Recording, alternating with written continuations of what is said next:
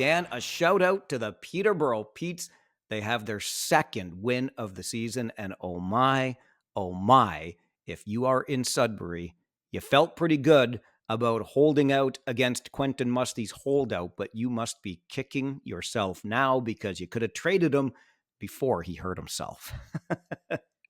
Yeah, so first of all, Peterborough now ahead of schedule to get more than the 4 wins that I promised their fan base they would get. So all good there. And for Sudbury, what a devastating blow for them and the American World Junior team. But I suspect it will just make the trade a little tougher, but that it'll still happen. Dan Mahar keeping promises to the OHL podcast fan base. What a guy. A lot of people were applauding the Wolves for kind of playing hardball with Musty when he said, look, I'm staying home. Trade me because I'm not coming back. And the Wolves released that statement saying, hey, come on back and work on these parts of your game that we know you need to work on. And then we'll kind of maybe see if we can get a deal done. And I think you could take either side of that. We talked about it on this podcast about whether or not you're actually lowering the player's trade value because you're admitting he's a flawed player, or, and you look at the way Musty's been playing, it probably works in your favor because the guy's been putting up points. He's been scoring goals just like you'd expect a first rounder to the NHL to do. But now this injury of the broken hand means he's going to miss the World Junior Hockey Championships for Team USA. I'm sure fans in Canada don't care too much about that. But also, this injury will keep Musty out beyond the trade deadline, which makes him a much more difficult piece to move. If you're Rob Papineau, the GM in Sudbury, how do you move damaged goods? Well, yeah, barrier number one was it was a mutual agreement. He would come back, play for Sudbury, but had to play well to get his trade value up so other teams would bid on him. So he held his part of the bargain. And of course, the wild card is the injury, right? So I'd say that if there's a silver lining here for Sudbury and Quentin Musty, it's that a broken hand, we know it's a pretty finite healing period. He will be back. Teams will know that. Teams will still bid. It just complicates things because there might be a condition or two on the trade. There might be a few other things at play, but I expect it'll still get done. All right, we had to give a shout out to the Peterborough Petes for that second win. We had to recognize the problems now for the Sudbury Wolves when it comes to Musty. But the big story of this week, at least we think, is the news reported by Elliot Friedman on Hockey Night in Canada this past weekend. The phrase that he used and was told, aggressive expansion. That's what the Ontario Hockey League Board of Governors discussed at their meeting last week. Dan, you and I last week on this podcast talked about that very thing. Expansion. Aggressive, we both agreed sooner rather than later, but aggressive, according to Friedman's reporting this past weekend, means 2 teams at least, maybe even more, as early as next season? Come on with your coming on. Now that is aggressive.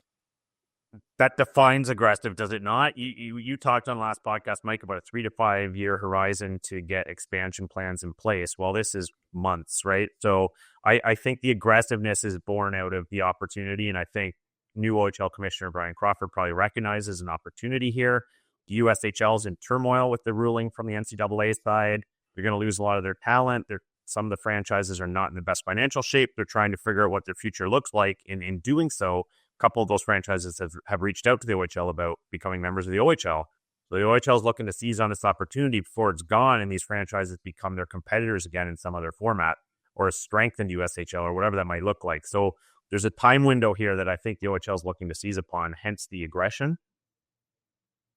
You talk, though, about those teams that have already at least flirted with the idea or expressed interest. So is there any way, especially if we're talking about being so aggressive as to welcome the teams next year, is there any way the most likely candidates for expansion are Youngstown and Muskegon? It's got to be, right?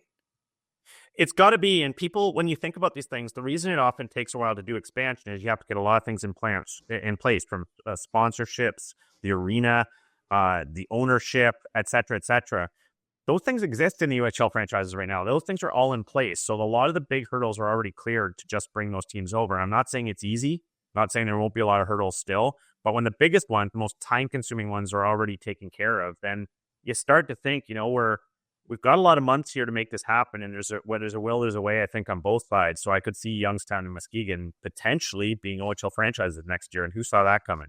The wild thing about this for me is that we're getting close to that time of year where you're already starting to look at schedules for next season. Like early in 2025, you're looking at arena dates, you're putting in requests to the league, etc., to get your next season, the 25-26 schedule sorted out. So now, in the midst of all of that, you may be considering what your trips to Muskegon and or Youngstown look like.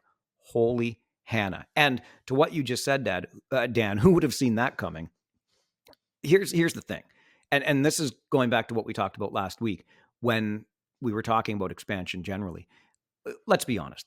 This league, the Ontario Hockey League, is probably overdue for expansion. The last time there was expansion was back in 1998. So we're 25 years plus now since new teams were added to this league. And given the changing landscape, everybody wants to find that footing. They want to make sure they're as solid, if not more solid, than the next guy. As much as this was inevitable, I can't help but think if you're going to do it for next year, it's borderline miraculous to get those two teams into the fold. It is, Mike, but in the course of, let's say, human history, we've seen a lot of things get done in very short time periods when necessity arises, right? And I'm not saying it's necessity that these teams come to the OHL, but when we look at all of the back and forth that goes on with the Board of Governors, whenever any little thing comes up, the timelines here will make this quicker, and that board will have to get on board much quicker in terms of things that usually take time, like realignment. Is there an expansion dispersal in terms of the players that are currently in the OHL? There's all kinds of things that have to happen that a lot of teams would go back and forth about. But if your deadline to have this happen is, say, March or April, well, then those decisions are going to get made much quicker because they have to. So I'm sometimes a believer in a little pressure and getting things moving, but we'll see if they're able to execute on this one. Realignment, interesting. Is there any way that you could see, assuming that Muskegon is one of these teams, that there would not be a new West division in the Ontario Hockey League that featured, let me see here, Sault Ste. Marie, Saginaw, Flint, Muskegon, Windsor, and Sarnia? I think there's certain no-brainer aspects there. They're not just based on the location of Muskegon. So it seems to me that's ready-made. And when you look at Youngstown, obviously Erie, and you have some geographic pros, I suppose, that you could argue for in a realignment. And we've talked for a while that the OHL's probably needed some slight tweaks on realignment for a while. So maybe this just expedites it. And instead of having teams bicker back and forth and try to come to some agreement, it's just, hey, we're doing this, so get on board. I expect we'll see that. Youngstown, Erie make a ton of sense. Then you come into Canada and that southern part of the province at Niagara. I think you're looking at a sort of centralized or a central division here. So Youngstown, Erie, Niagara. I think I see Brampton fitting in there. I might see Brantford fitting in there. I might see Barrie fitting in there. I'm still not sure what we're going to do with North Bay and Sudbury because they're not going to be easy to get to for any of the teams. And I'm kind of leaving the Midwest alone as it is right now. Kitchener, London, Guelph, Owen Sound. We're going to have to, maybe Brantford comes in there. If Erie goes into this new central division, how far up the 400 do we go? I think that Barrie to Sudbury is not a bad trip, but you want to keep Sudbury games open for Sault Ste. Marie up north. It's not going to be the prettiest, but let's acknowledge it's not the ideal situation right now. Geography is what it is. And the I don't think the alignments will ever be perfect, but I certainly see a Youngstown with an Erie, a Niagara, probably a Brampton, and maybe throw a Barrie in there as well. Yeah, I think you hit the nail on the head a minute ago when you said there's no perfect scenario here, especially if you're trying to hasten this. But there are some things that just make too much sense to ignore, like we talked about with the new teams potentially coming. And they also, Mike, when they're doing this, will probably have to keep an eye on what other potential applications they're going to get from either USHL centers or maybe even there are some Ontario ones still looking for an expansion franchise. So I'm guessing this is one where they're dumping all potential scenarios on the table and keeping an eye to the future as well and saying, well, let's not align in a way that puts us behind the 8 ball in 2 years when we get more franchises. So a lot to be discussed, but I'm sure, like you said, it won't be perfect. It's just going to be as good as it can get. When we talked about expansion earlier this season, even before last week, and we kind of blue skied at some sites that we would like to see in the league or return to the league in the case of a Cornwall for me. We talked about Chatham, Burlington, where there aren't even arenas ready yet. Obviously, what we're going to see in the near term are those ready-made franchises for the reasons you already mentioned, Dan, that can just kind of be absorbed into this newer, bigger Ontario Hockey League. But there are two sites I will bet my bottom dollar exist. Another one in the GTA, whether you think it belongs there or not, I will bet you another one ends up in the GTA, and Belleville will come back to the Ontario League, in my opinion, sometime in the near-term horizon.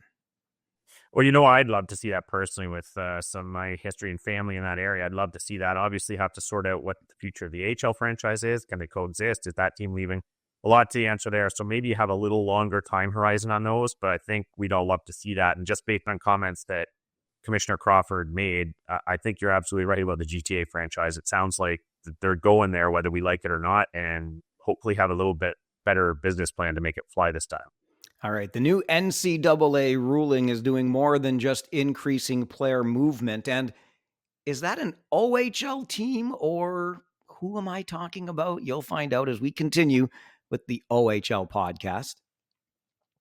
The 24-25 NHL season is also upon us, and it's got that new car smell. The action is also heating up at DraftKings Sportsbook, an official sports betting partner of the National Hockey League. It's super easy for first-timers to get started at DraftKings Sportsbook. Try betting on something simple, like picking a team to win. And if you are new to DraftKings, listen up. New customers bet $5 to get $150 in bonus bets if your bet wins. Download the DraftKings Sportsbook app now and use code THPN. That's code THPN for new customers to get $150 in bonus bets if your bet wins when you bet just $5. Only on DraftKings. The crown is yours.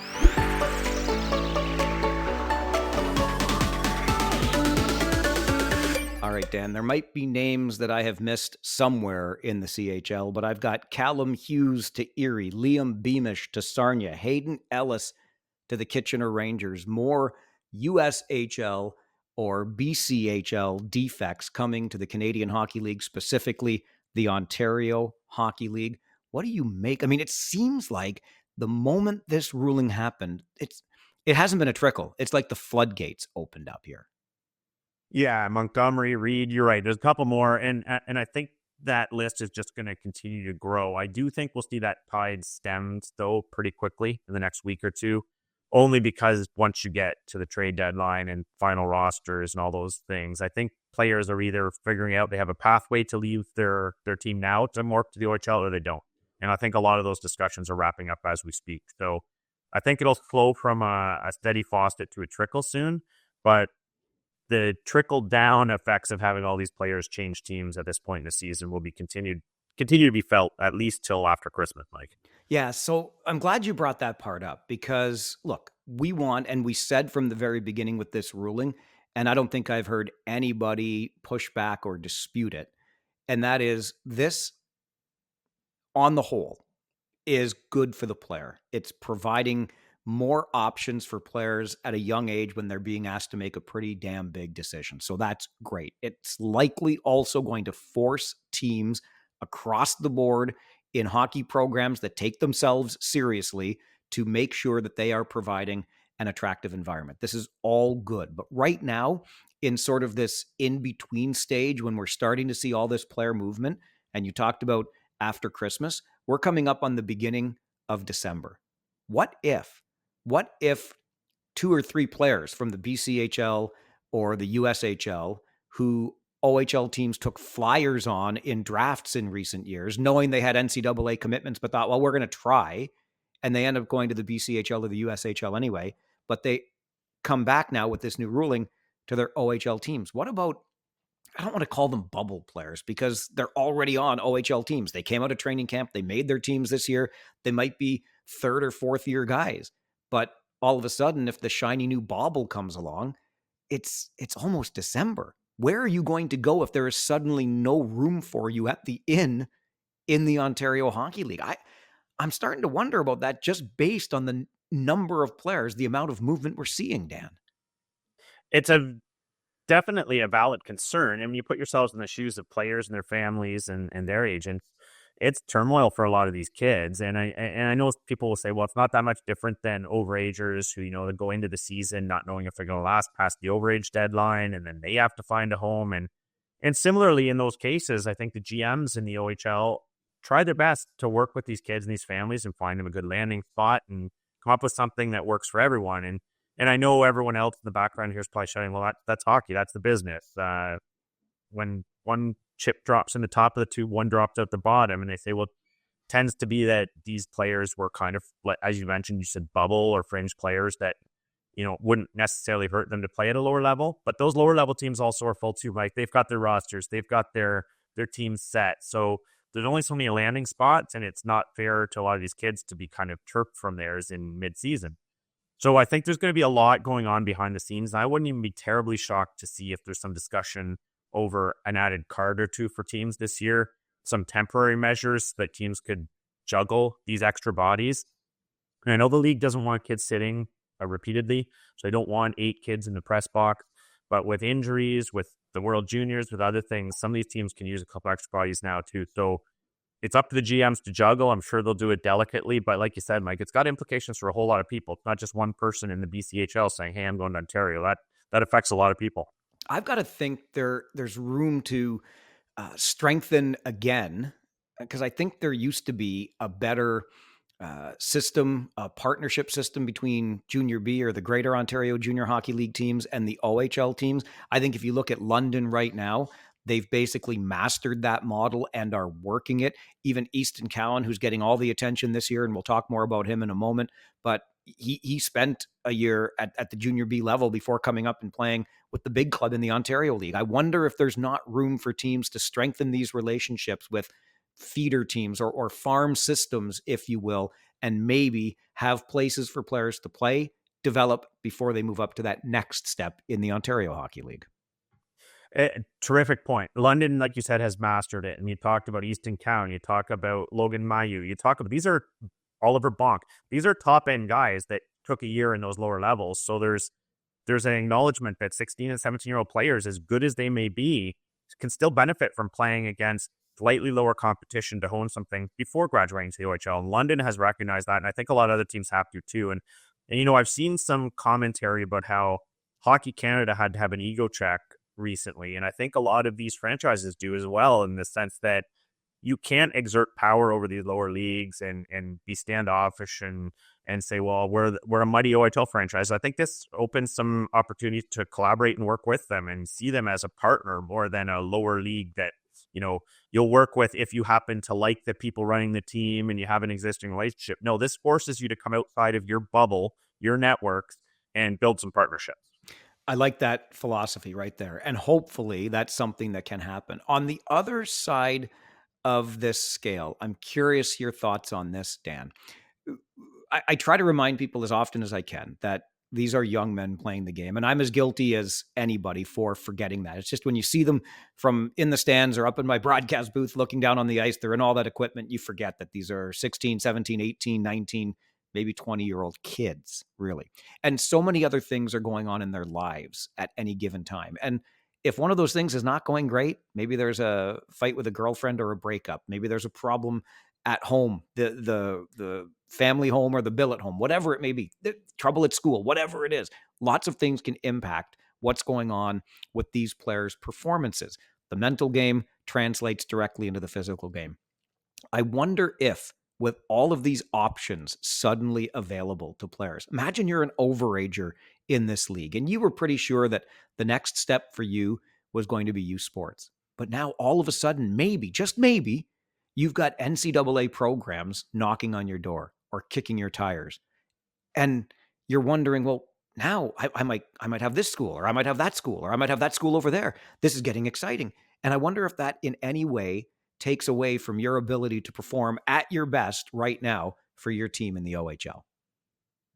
Yeah, for sure. I think for sure it does. That's one aspect in sport in general, Mike, that we underplay, is just that mental game, the off-ice thing. And these are teenage brains. They're even different than pros. Pros struggle enough with it when they have all these question marks. But for junior age players, for sure it does. And when you're 20 years old, 19 or 20 years old, trying to determine your whole future, and you're not sure if you're an NHL caliber player, these things have to be weighing on you. And you're expected to go out and perform every night. And you're trying to figure out, where you're going to be living next year and what the circumstances are going to be. And so, yeah, absolutely it does, Mike. And with these added options and opportunities for players, it is a great thing, but it also casts a lot more of them into that turmoil because there's only so many spots. You mentioned youth sports. Those recruiters at those schools now have a tougher job to try and figure out what their pool is, who's coming, who's going. So there's an awful lot of people losing some sleep over all of this, I'm sure, Mike.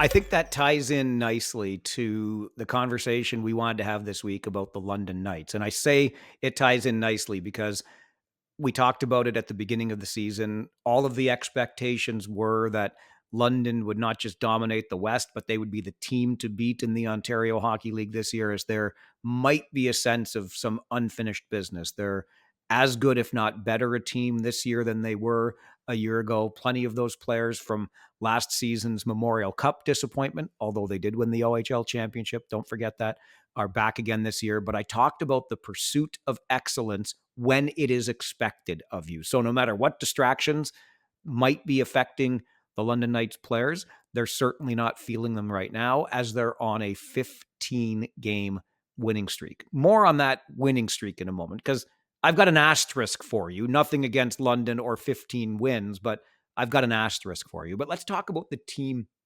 itself, Dan. When they were in Kitchener, we both got a live viewing this past week. I talked to one scout who said, that's not an OHL team I'm watching. That is an AHL team I'm watching. 12, count them, 12 NHL draft picks, albeit one of them was out of the lineup. But this London Knights roster not only boasts 12 NHL draft picks, but they play the kind of hockey that you just might see in the American League. Yeah, and it sounds ridiculous to say that, Mike, but I attended an AHL game yesterday, and I can tell you one of the aspects where the London Knights actually might have the edge on an AHL team is that high-end skill. When you have some of those players we talked about, the Cowans, the Barkeys, the Bonks, those players are not going to spend much time, if any, in the AHL. So they're probably a cut above in terms of offensive skill. Now, obviously, there's other aspects that the AHL team would have on them, but when we watched that game in in Kitchener, when London came to visit, a couple things were clear as day to me. One, the London Knights were in Kitchener's head because that was not the Rangers team we've seen all year. Right from the puck drop, they were reactive, they were hesitant, they were second on pucks, which has not been the way they played it all this year. And that's actually a credit to that Knights team because they put that in your head. And the one thing that London Knights franchise has never lacked over the years is confidence. They have a remarkable ability to instill confidence in their players, confidence that if you play the way you're supposed to, you'll succeed, that teammates will have your back, be first on pucks, you're not going to get hurt, you're going to assert your physical authority. And the skating, Mike, they give you no time. There's always a player in the area. They're right on the puck. There's no hesitation.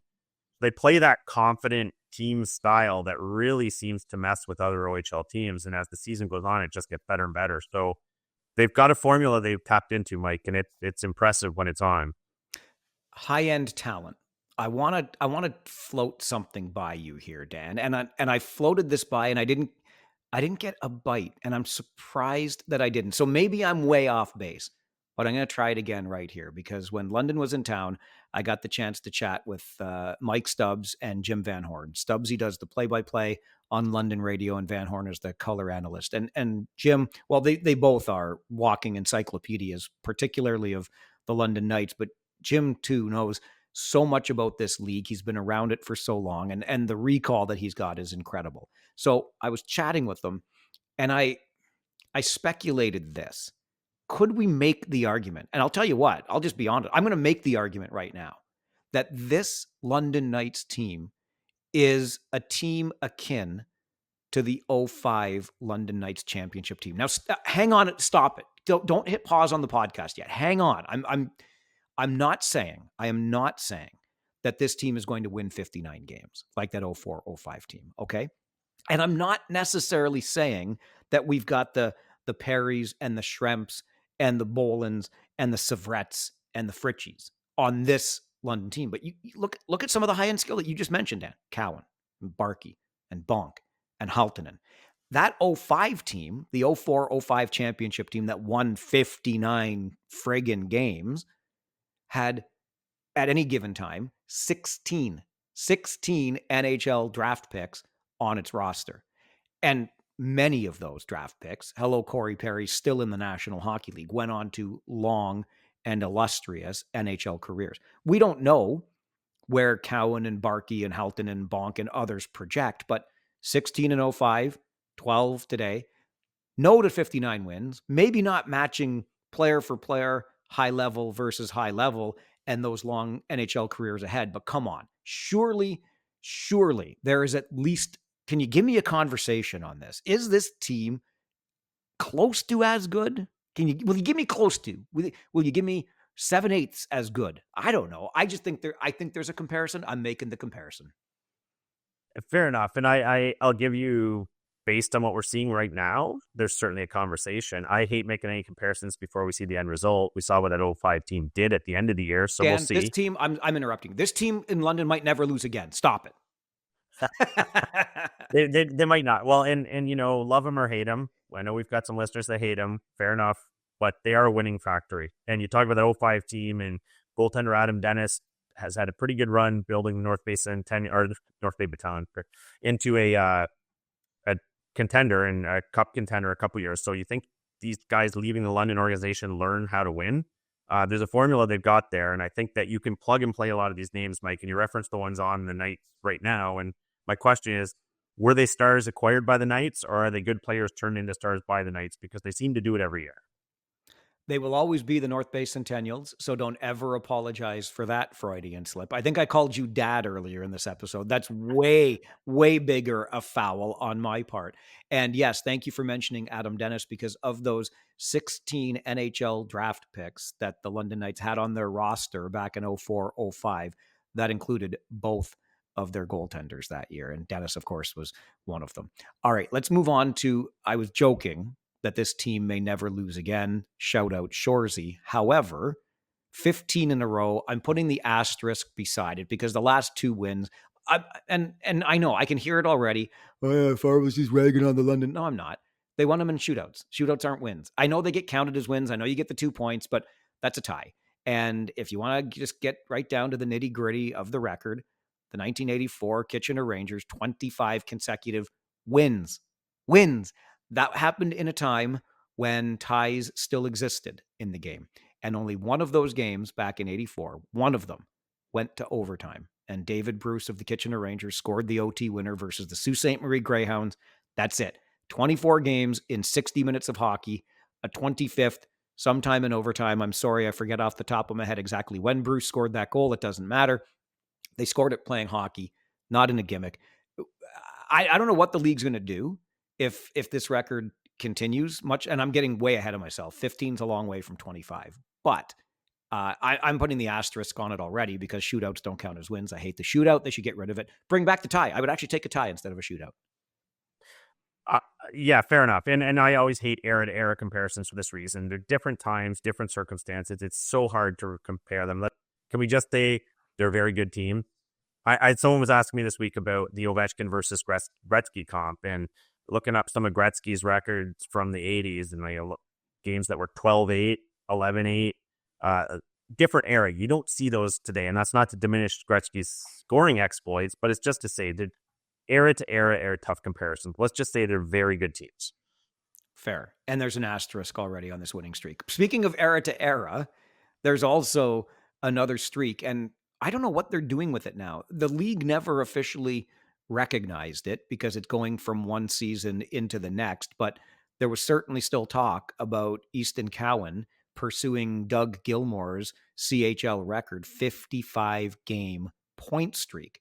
But Cowan's goes season over season into the next. I don't know why. Like, I recognize why the OHL wouldn't count that. I don't know why anybody really is. And again, this is not to take away anything from the accomplishment. I mean, Easton Cowan is clearly a point producing machine, and he's a special player at this level in this game.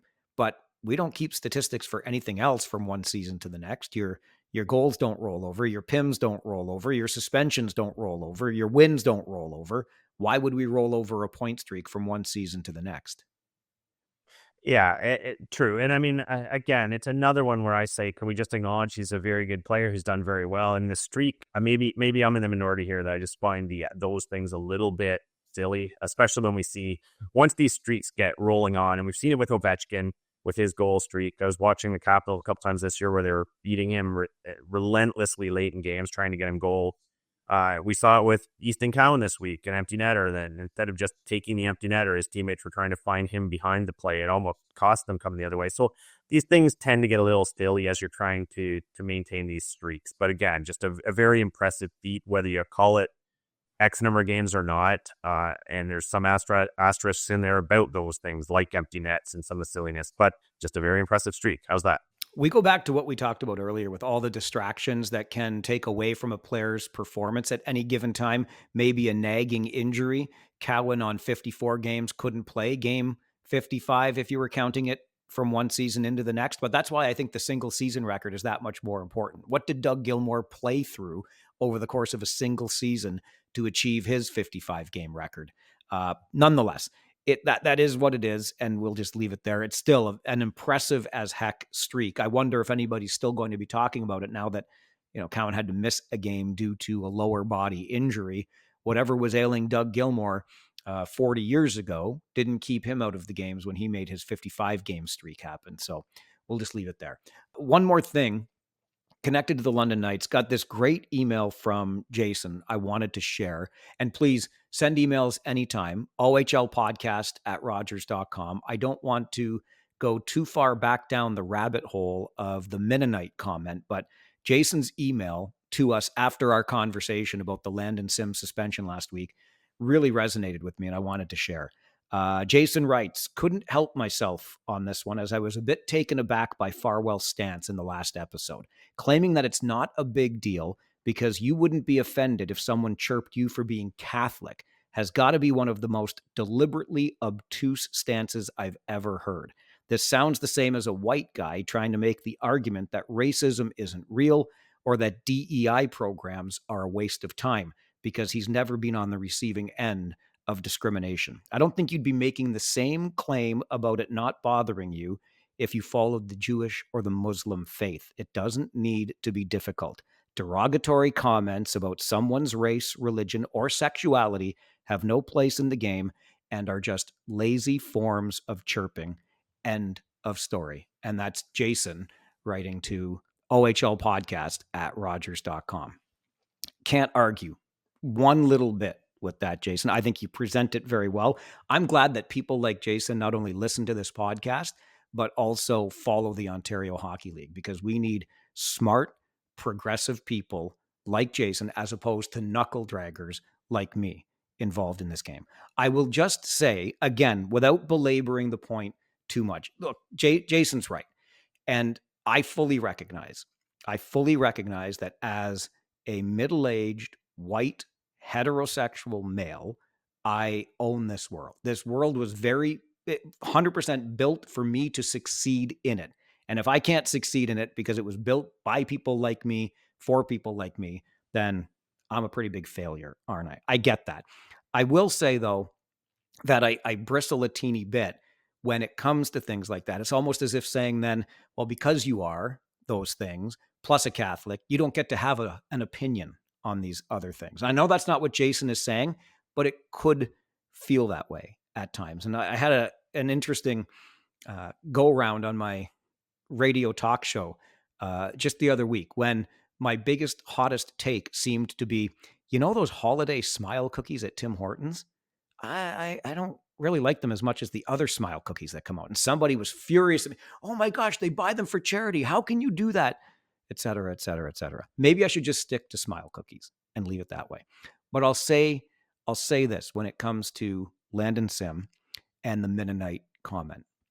I believe I kind of live my life by the 80-20 rule. I think everything can pretty much be analyzed with the 80-20 rule, including good people versus bad people in the world. In fact, most days I'd even argue that there are 85% people that are good and 15 that are bad. But 80-20 is a good general barometer for me.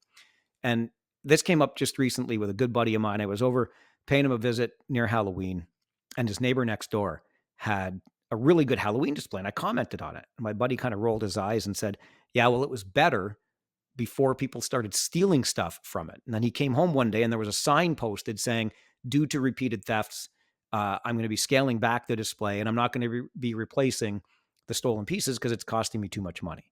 And I said, man, people really suck because, who'd steal stuff from a Halloween display? And my buddy said, no, you know what? People are pretty good. It's just the people that suck pretty bad.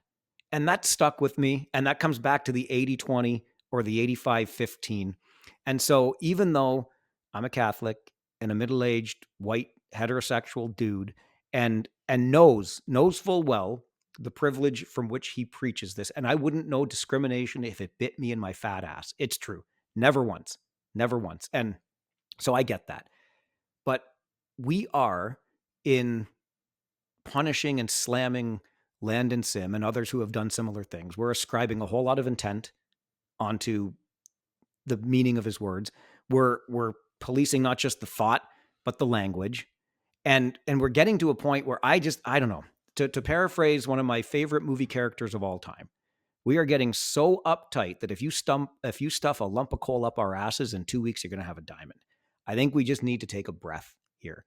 Most people are good people. And I'm just going to leave it there. But Jason, great email.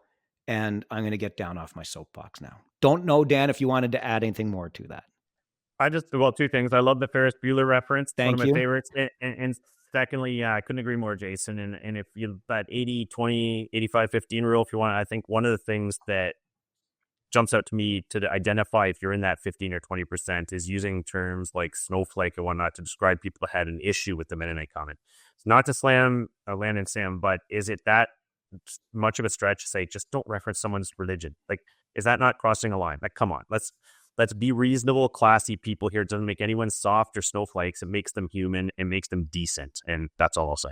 Jason and I had a few emails back and forth after that in a very productive way, just, engaging. And we got into talking. Second time I'm going to reference Shorzy on this episode of our podcast. And, I think many of us, all of us who have watched the show probably laugh at it.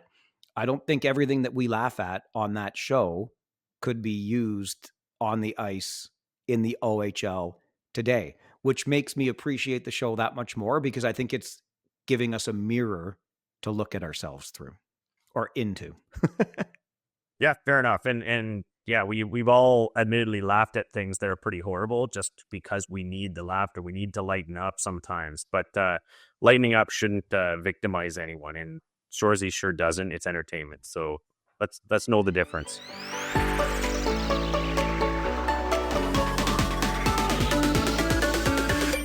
Speaking of entertainment, something that we brought to this podcast brand new just last week. We call it the Wraparound. Appreciate your feedback on the Wraparound after week one. It's a look around the entire league. We each take a conference and do a little bit of a rapid fire rundown of something that went on in each and every market. So every market gets our love because we love this league. Dan, you've got you've got the Eastern Conference this week. Sorry, Dan even said to me before the show, don't scare me. I've got the East, right? Yes, Dan. You have the East. I'll shut up. Start us off with, I believe, the Barrie Colts. Correct. Just wanted to point out that Cole Baudouin, the only person on Barrie over a point per game at 19 points in 18 games, so just barely. Great team. Think they're going to look for a little offensive boost if they want to contend with the big boys in that conference this year. All right. In the West, I've got the Erie Otters to start. BCHL defect from the West Kelowna Warriors. Callum Hughes scored in his OHL debut. And a shout out to NHL draft eligible Malcolm Spence, who scored a shorthanded goal this past week to take over the league lead in that category with 3. Nice. Moving to Brampton, looking almost December, 7th place in the conference. Nobody saw this coming. Just a note that team is going to have to get healthy soon. Is this the second time you're playing doctor on this episode? You're going to help I can't give you a diagnosis, Mike. I just know they need to get healthy. Get healthy, Brampton. Get healthy. Get well soon. We'll send them a card. All right. Over to Flint for me, recognizing Blake Smith, originally a 7th rounder to the Oshawa Generals. Blake Smith appeared in his 200th OHL game this week. Nice accomplishment for the young man. Very nice. Turning to Brantford, I just wanted to point out the goaltending platoon survives there with after acquiring Ryerson Leanders, expecting him to get the bulk of the starts. David Igorov getting his share and actually leading statistically amongst that platoon. Nice. Gotta love the guys that are the unsung heroes, right? And listen, even Ryerson Leanders needs a night off every once in a while. For sure. All right, over to Guelph with a familiar name, Barahowski. In this case, it's Daniel who made his OHL debut this week, picked up an assist in a 6-2 loss to Sudbury. Oh, and who coaches in Sudbury? Daniel's dad, Drake, who played in more than 500 NHL games. Daniel had 23 points in 15 games with the first place Air Centennials in the Greater Ontario Junior Hockey League. Go, Jay. Attaboy, Daniel. All right, Kingston. Wanted to just point out the Finnish connection paying dividends for them yet again. Pieniniemi, I'm going to butcher that name, and Euronin combining already for 56 points and a collective plus 20. That is getting your money's worth out of your import. Kitchener Rangers fans don't mind either because those two imports there made Jakub Kromiak expendable. He's been pretty good in Kitchener. It works out for a few teams, yes. All right, I'm on Kitchener now, and forgive me, this one might be a little longer than the allotted 20 seconds as our editor rolls his eyes and said, you guys already went longer than 20 seconds on some of these, but you'll understand why. We'll start with defenseman Alex Bilecki, who scored his first OHL goal this week. And I also have to give a shout out to goaltender Jackson Parsons, not just for the week, but a 34 save shutout this week on his birthday, which is notable, but it was his third shutout in 7 games. And over those 7 games, he's got a 1.14 goals against average, 1.14. And a save percentage of .960. I'm just sharing those numbers now from Jackson Parsons, so when he gets named the goaltender of the month for November, you know why. That's all. Parsons also the only reason Kitchener wasn't losing 10-1 to London, I'll point out. But great pick. So, moving to Niagara. Niagara, interesting game. Nice to go to a game and see a hat trick. Well, how about 2? Mike Levin, Andre Lashko both put up hat tricks against the Sioux in a 7-2 win. All right, to London I go, where Logan Howery scored his first OHL goal, and then he liked it so much he scored another. And Sam Dickinson had a goal and 5 assists. 6 points in London's 6-5 win over Saginaw. Not a bad day for Sam. I think he's better than an AHLer right now, so already. So moving to North Bay, I already referred to them as the Centennials in this podcast. Well, I have an excuse. I just want to say, love the throwback Sens jerseys with the tank logo. Looking sharp, North Bay. All right, to Owen Sound, I go in the West. The 9th place Attack had a sellout this weekend. That's right, a 9th place team selling out against a team they only see once a year, the Oshawa Generals. Why, oh, why would that be? Oh, because the Attack's former captain, Colby Barlow, came back for the game with the Gens, and what did he do? He scored against his former team in Oshawa's 4-3 win over Owen Sound. It was a beauty, too. Long distance, Hail Mary breakaway. So good time to turn to Oshawa then, right? So I just want to point out that you don't hear a whole lot about Luca Morelli in this league, but is he turning into the premier offensive defender in this league? 34 points, 25 games, plus heavy plus. I know, think what you will, plus minus, but I just want to point out Luca Morelli quietly offensive premier defenseman in this league. All right. Saginaw is where I'm headed next. And this has got nothing to do with on the ice. It's the social media video of the week. If you did not see the video with Henry the hockey dog then and now as Henry the hockey dog grows up, go find it on Saginaw's social media. This is the team's real life canine mascot as he grows up. Henry fist bumps every player as they come off the ice. I love it. Big dog guy over here. Keep your cats away. But Henry the hockey dog in Saginaw, love him. Nice. Gotta love dog content. No dogs in Ottawa, though. If you like a good hockey game, Mike, I think the 67s are the one team in this league that can guarantee you a good game. Over half their games this year have been 1-goal games, and not a single game where either team has scored over 6. So if you want to see a good, entertaining hockey game, the 67s are your best bet. Did you say this podcast went to the dogs this week? Is that what just happened? Indirectly. To Sarnia I go. We've mentioned his name already, Liam Beamish, who left the Salmon Arm Silverbacks and has signed with the Sting. Beamish plans to attend Penn State University. Nice. And turning to Peterborough, sometimes I know no one likes the plus minus stat, but I do like to point out when there's an anomaly. And I just wanted to shout out Brennan Faulkner, the only regular skater on the Peterborough Petes in the plus side of the ledger at +1. All right. You mentioned that Brampton needs to get healthy. I'm going to the Sioux now. They also need to get healthy. Missing Owen Allard, Noel Nord, Andrew Gibson, and Christopher Brown, all right now out with injuries for the Sioux. That hurts, literally and figuratively. That's some talent missing. Yeah. Wrapping up the East for me in Sudbury, I just wanted to ask if the Winnipeg Jets pulled off yet another steal with a 6th-round pick used on Kieran Walton. How do you like a 6'6", 218-pound player that's got 33 points in 23 games? Looking like a steal for those Jets. All right. And finally, to me, for Windsor, first overall pick, Ethan Belchez. 3 goals in 6 games since returning from the World Under-17 Hockey Challenge, where he won gold with Team Canada White. Belchez is up to 7 goals now on the season. And there is your wraparound. Have we gone to the dog? We didn't go all the way to the dogs. That was just a little bit of a bark. Yeah. It's always good to have dog content, isn't it? I think so. That's why I loved Saginaw's week on social media. All right. There are no more goons in this league. We're going to agree on that, right? So why are we still suspending guys? And we messed up the video review bed. Now we have to lie in it. Those stories still to come on the OHL podcast. Going to a game is probably one of the best experiences we can imagine, right? Listening's great, watching's great, but being in the arena, the sights, the sounds, being at the game is the best way to experience it. And the best way to get to the game is by using Game Time. Game Time has a new feature called Game Time Picks that makes getting tickets to see your favorite teams play live even easier. It filters out the fluff to show you only the incredible deals on great seats so you don't have to waste time searching through thousands of tickets. You can get curated deals that make it easier to find the best price on great seats. You can look for the super deal, which is my kind of deal because it gives you an even better price, and check out your seats before you buy with a full panoramic view. There is all-in pricing, so there are no surprises at checkout, and the lowest price guarantee or Game Time will credit you 110% of the difference. Download the Game Time app, create an account, and use code THPN for $20 off your first purchase. Terms apply. Again, create an account and redeem code THPN for $20 off. Take the guesswork out of buying tickets with Game Time Picks. Download Game Time today. What time is it? Game time.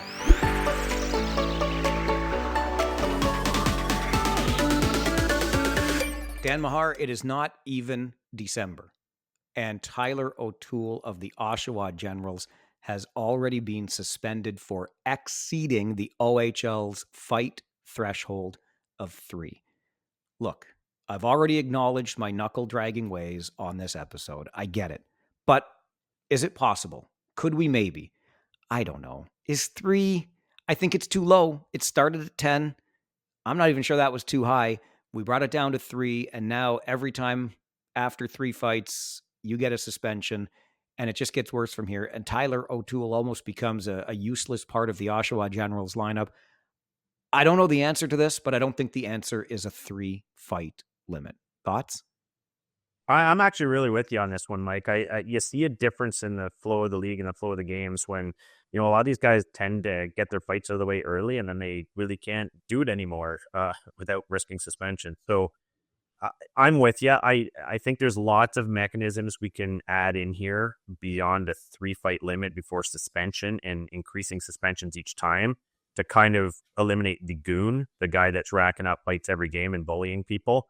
Including things like reviewing the fights and seeing if there's aggressors and kind of punishing that, or throw them out of the game after 3 fights, but don't give them a suspension. There's mechanisms we can put in place, but I agree, Mike, 3 seems a little shallow for me based on the implications in the league. I think we got to where we wanted to be with this, right? And I feel like we're almost defaulting to the worst case scenario or the lowest common denominator. I don't know, but look, there's a potential in this league. I get it, for a 20-year-old to drop the gloves with a 16-year-old. That potential exists, but how often was it ever happening? These guys seem to keep themselves within the lines, that unwritten code. Head injuries, I know we're concerned about, but are the fights between two willing combatants where the lion's share of those injuries come from? Are they from other things that happen within the game? Do I need to point to a Ryan Reeves on Darnell Nurse type play, that kind of idea? I I've gone almost full circle on this. I wanted fighting out of the game. I'm like, I'm done with fighting. It's over. We got to be done with it. And then I'm coming back around to saying we don't have. Is it bad if I say we don't have enough of it? I just think that 3-fight threshold. I want to start the I'll open a conversation at 5. I think the number should be around 7, so one every 10 games or so. I'm pretty sure in the dub, your team gets a fight limit for the season of 30. So presumably one guy could engage in all of that, but that seems to be a better way to look at this. And then I know the cue's even stricter than the Ontario League. It's a game misconduct right off the bat, but I'd still rather have a game misconduct, than having a suspension after you have 3 fights in a 68 game season. Agreed. And in your original point about getting to where we want to go, and you were against fighting, well, yeah, either ban it or allow it. But if you're allowing it, don't allow it in such a weird, restricted way. And I think that team fight limit makes sense to me because you're trying to get away from teams using it as a tactic. So great. And maybe if you instigate fight, that counts as 2 against your total. And there's all kinds of mechanisms you can put in place to avoid the types of things you're looking to avoid with this. But I don't think you're avoiding them the right way by having the 3-fight limit. And yeah, like I referenced earlier, that 5 to 7 number, somewhere there maybe. And if you hit that threshold and the fight happens in the first 2 periods, you're out of the game. If the fight happens in the 3rd period, then you miss the next game. But yeah, there's all kinds of things we can do that I think would manage it a little better than just after 3 suspension.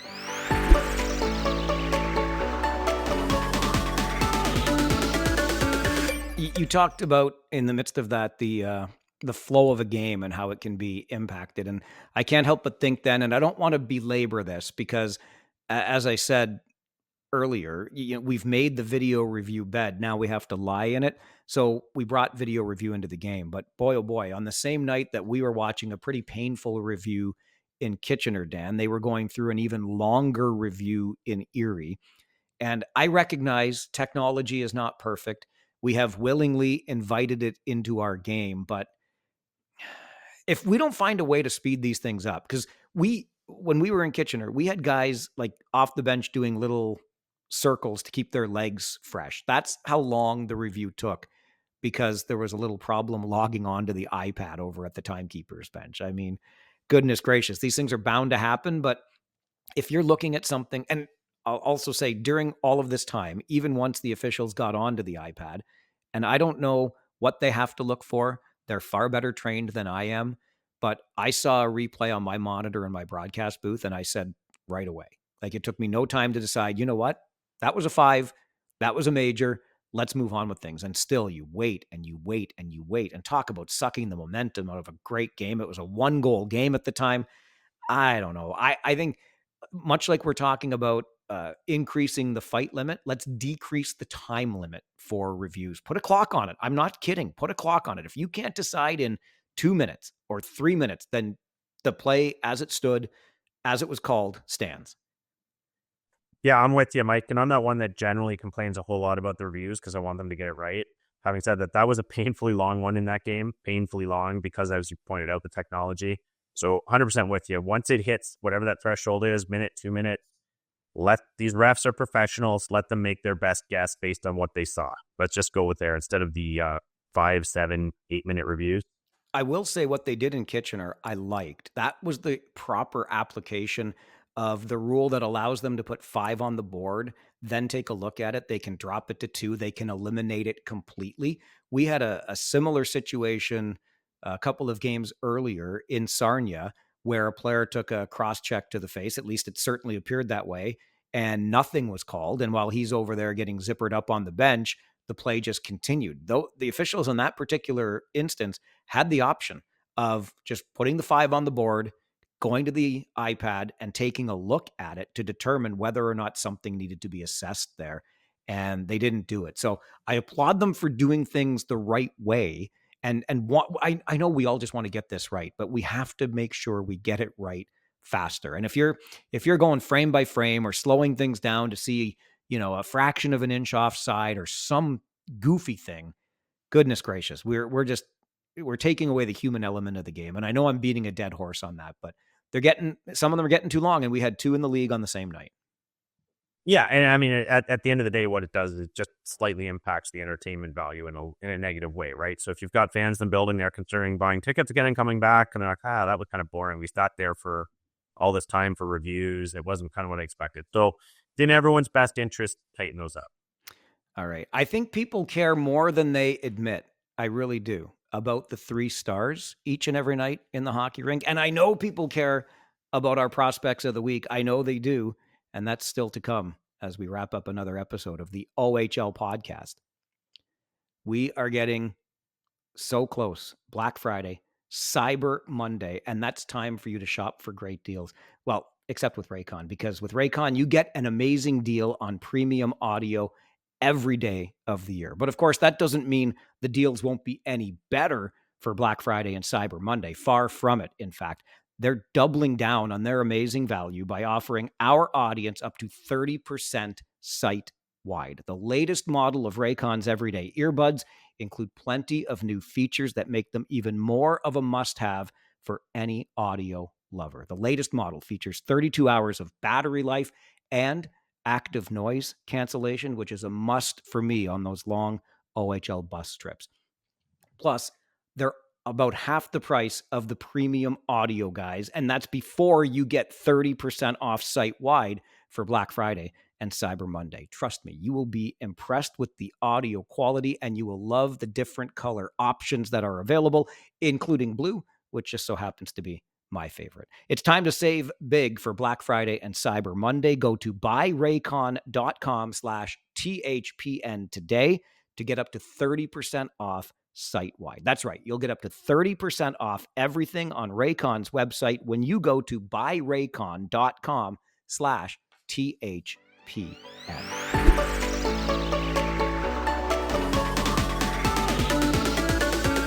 Dan, I used to be on this beat for I don't know how years ago. Every time I felt wronged, just as a fan, I would complain about it. And now I gave it up because I wasn't making any change. And so many people told me, Farwell, give it up. Nobody cares. So I did, because I don't want to be harping on things that nobody cares about. But in the last number of weeks, people that I care about, people that I've known in this league for a long time, have pointed out to me, because I guess all those years ago, I established myself as the 3 stars police. And they point out to me when they feel as though the 3 stars were portrayed inaccurately. So maybe people do care more about this. And I would love to hear if you do. OHL podcast at Rogers.com. Do you pick your own 3 stars at a game? Do you get offended when the arena where you watched the game gets them wrong? This should be pretty easy. The winning team gets 2 stars. The losing team gets 1 star, except in the case of a blowout. Is this hard, Dan? Am I missing something here? No, and Mike, one of my pet peeves in life too is when people tell other people what they should or shouldn't care about. If you don't care about something, that's fine. Step on the sidelines, sit this one out. I'm not fussed too much either way in the 3 stars, but I see there's lots of people in the building who do care, and the players themselves and their families care, and being that there are people that care, then let's strive to do this right. And when I don't always guess the 3 stars right, but there are sometimes I feel like players were completely scorned, had a great game, did something phenomenal, and were shut out by the 3-star selectors. And that happens. What you don't want is the completely embarrassing ones, like you have a 5-4 game and all 3 stars go to the home team. And those things to me are just embarrassing. If it's just going to be a PR stunt for the home team, then let's just call it that. Wait till the building's empty and do something on social media. But yeah, if you want to do it right. Thank you. If you want to make it like the Homer stars, the Homer 3-star, like fine. Let's just call it what it is then. But if we are calling this the 3 stars, as were originated on Hockey Night in Canada all of those years ago, then just do it as it's supposed to be done. The 3 best players in the game. Your team might get shut out 6-0 one night. Guess what?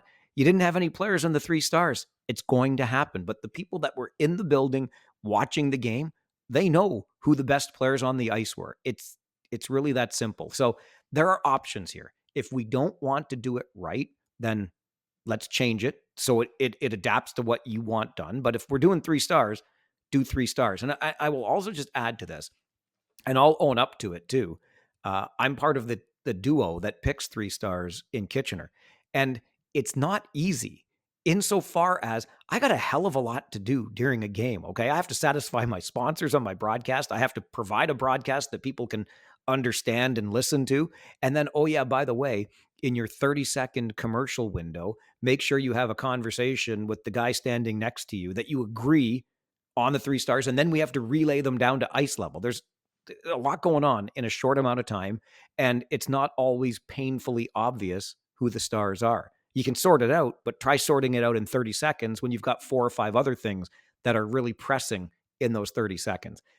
Every arena has its own way of doing things and different people in charge, and they're largely volunteers. Like I get all of these things, so that makes it even less perfect at this level than certainly at the pro level. But if you're going to do it, as Dan said, can we just agree we want to do it right?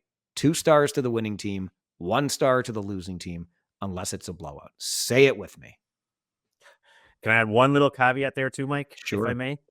The caveat is just that as a hockey observer, one thing that bothers me too is that the 3 stars often just go to the 3 offensive stars or a goalie. The stay-at-home defenders often get shut out. The guys that really drive the defensive engine tend to get ignored by star pickers. So this is just a broadcast to any star pickers across the league. Just acknowledge those guys every now and then. They're as impactful in the game as the offensive guys. That's my only little caveat. That's fair. We're asking a lot of people who might be in the midst of a broadcast or who are volunteers, but you're not wrong. And maybe this just means we elevate that, role in the arena a little bit. Let them in on the pizza party before the game for their time that they've donated as volunteers. Teach them a little bit about the ins and outs and stress to them 2 stars to the winning team, 1 star to the losing team, unless it's a blowout. And then people can stop tagging me on social media and they can stop sending me emails. Although I really want to hear your emails on this one. OHLpodcast@Rogers.com. We would love it. Do you actually care about the 3 stars? And if you do, we love you for it, because Dan and I care about the 3 stars, right, Dansky? Sure, why not?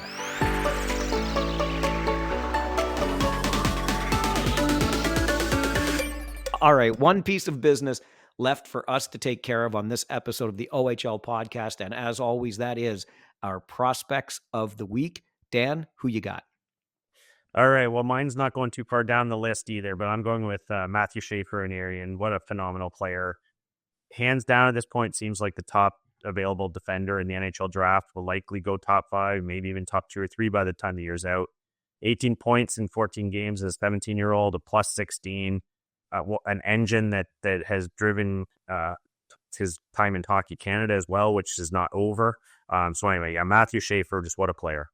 All right, I'm going a little bit further down the list, and I guess I'm a little bit intoxicated by that big win number 2 on the season for the Peterborough Petes. But just like you were talking a moment ago, Dan, about looking for those guys that are the engines on defense and not always the offensive stars, it's easy to find players. And you mentioned Schaefer. I'll just do a quick side note here.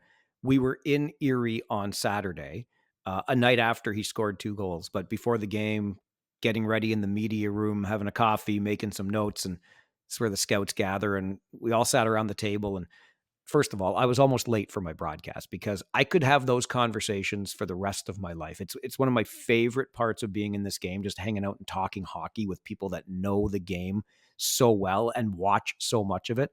So there was a little sarcasm amongst the guys I was chatting with about Schaefer's performance the night before, because they had stayed. Erie had a really strange schedule this week. 3 home games, Wednesday, Friday, Saturday.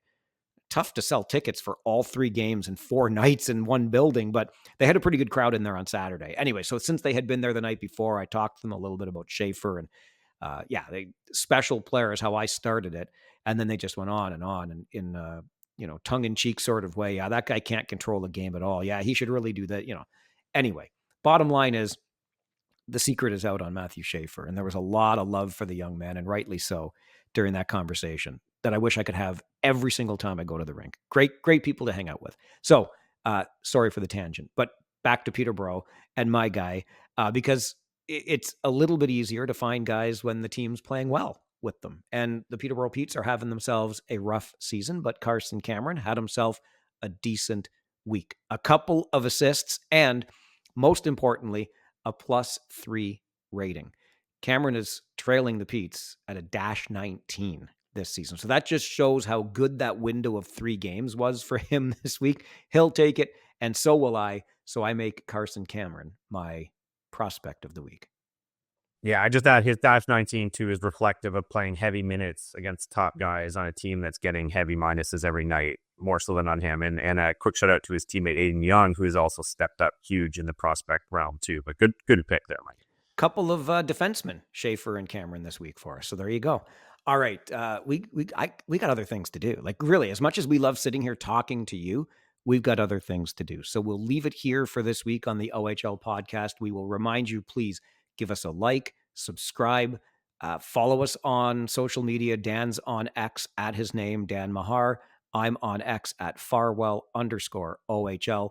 Send an email anytime. We'll read them. OHLpodcast@Rogers.com. And hey, thanks for hanging out with us for another week on the OHL podcast.